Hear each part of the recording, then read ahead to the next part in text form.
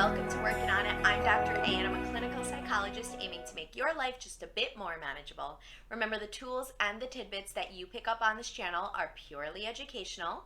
They can't replace therapy, but with some practice, they can help you along in your daily life. So let's get started. Today, we will be talking about confidence. I've talked about confidence several times before. I really encourage you to go watch the other videos. They're very different from one another, but they speak about different aspects of confidence and how you can build confidence. Today we're going to be talking about it from a different perspective, a little bit more of how do you have long-lasting confidence? And in order to answer that question, we have to understand when confidence comes and goes and when confidence is here to stay, what we're doing differently, what we're interpreting differently about ourselves or the world, right? I don't know if you've ever noticed, but sometimes it feels like confidence is very elusive, right? Like sometimes you put on a great outfit and you feel really good about yourself, or you get that promotion at work and you feel really good about yourself, and then you're walking down the street, little Bee Gees song in your mind, right? Staying alive. You're just feeling good, singing in your mind, feeling really good about who you are and your accomplishments. But that does sometimes seem to come and coincide with certain things that are happening in your life or certain feedback that you're getting.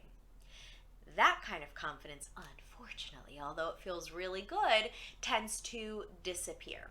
As soon as that high of getting whatever promotion we got, or our friends saying something really nice to us, or getting into a relationship, as soon as that high fizzles down, and it will, sometimes it seems like our confidence and our self-esteem goes with it, right?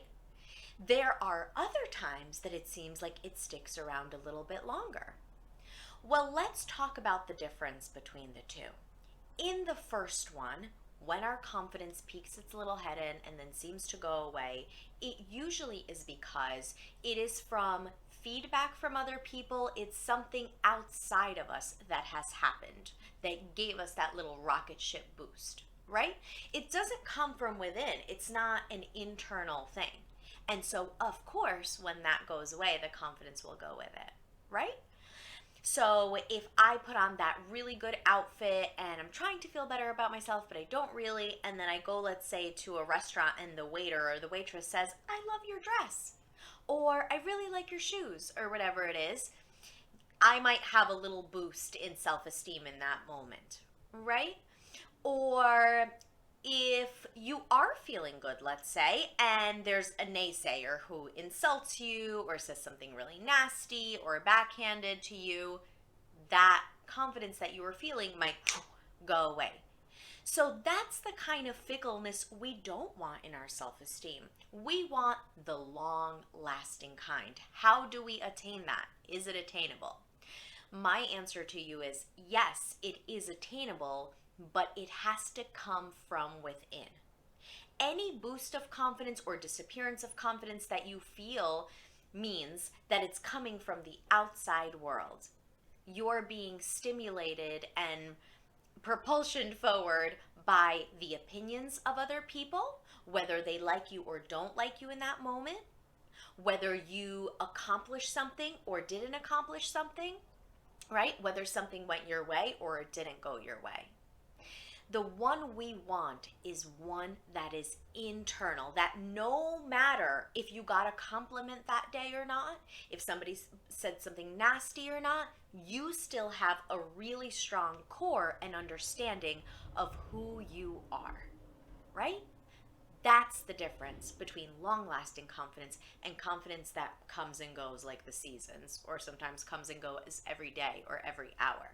One comes from the outside. That's fake. That's not real confidence. And one comes from inside, internal.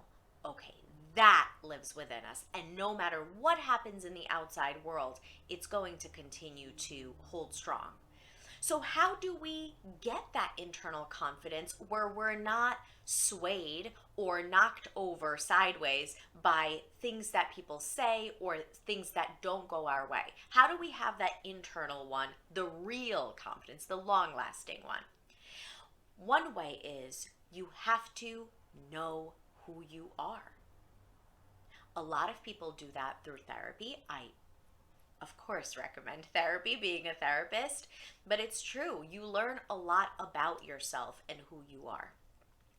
Another way to do it, if you can't have to go to therapy or have access to those resources, is just by self-reflection. When something really knocks you over, you can take that as a lesson learned. When a relationship doesn't go well, when you get fired or get negative feedback, it's okay momentarily to think about, well, this part of the feedback I don't agree with, but this part of the feedback, okay, maybe there's something I can improve there or work on, right? So self-reflection and knowing who you are and what traits you possess can help you hold strong, right? Because, for example, I might be a lot of different adjectives, but for example, I'm not a selfish person. I'm a giving person. I'm a loving person. So somebody with that fickle confidence, if somebody calls me selfish or self-centered, man, that confidence will disappear. And I don't know when I'll get my next fix of confidence. Maybe the next time somebody says nice and I have to wait until then. Or maybe the next time something goes really well at work, right? But with that strong confidence, if I know and I've reflected back or done therapy and I know my traits and my characteristics, good and bad, and I know for a fact that I'm not a selfish person, then no matter what feedback I get, or if somebody's projecting or just frustrated with me and throws that out there, if they say you're selfish, it won't affect me whatsoever. I won't be tugged around with that. My confidence will hold still because I will know exactly what qualities I possess and ones I don't possess. And selfishness by no means describes me, and I'm very clear on that, right? So knowing yourself can help you not be knocked around as much by the outside things and hold still internally on your self-esteem. So knowing yourself is very, very important.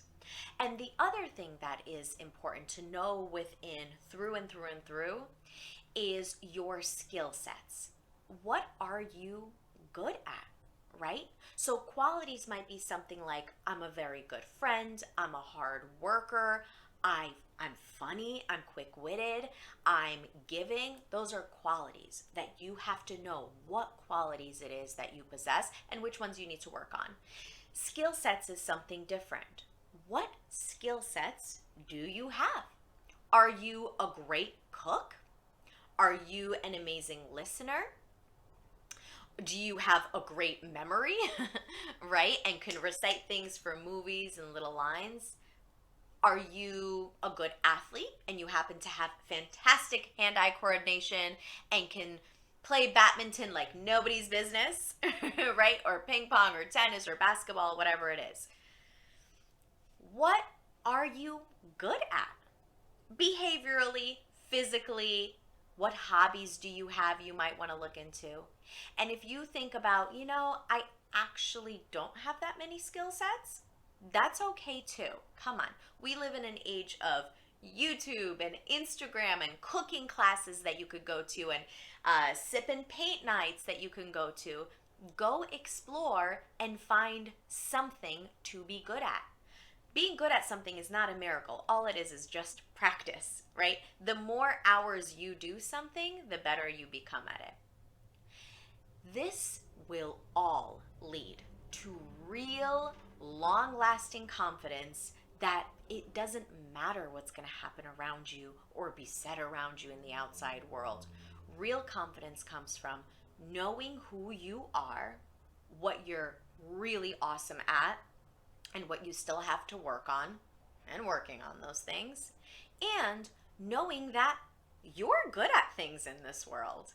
You are good at things, whether it's hobbies or interests or athleticism, or you know how to do food shopping in like 5 minutes rather than spending an hour. It could be something very silly, but knowing that you are good at something in this world and you can be impressive when you want to, or you're really good at party tricks.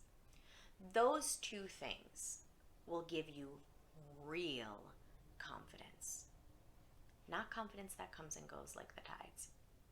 Real confidence. Think about who you are, what traits you possess. Think about what you're really good at, and just develop those things. And you can always add on to it. Maybe you can be a little bit selfish. Okay, that's not fixed. You can go to therapy, you can work on it, you can reflect, could be kinder to other people. You could always change that. And the skill sets, you could always learn new things. That's the point of being alive, learning new things. So those two things, and your confidence will no longer peek its head in and then leave, and then peek its head in and leave. You don't have to worry for that next fix because you will have it inside of you. Okay? I post videos every Tuesday. Remember, we're not doing Tuesdays and Friday, every Tuesday. Again, you could reach out to me on Instagram with new topics that you might want to see. It's Working on It with Dr. is my handle on Instagram, and you could reach out to me there to tell me what you want to see me chat about. I appreciate people who have reached out, and I continue to appreciate new subscribers. Welcome to the community. I love to be around people who want to grow and better themselves, and this is the place to do that.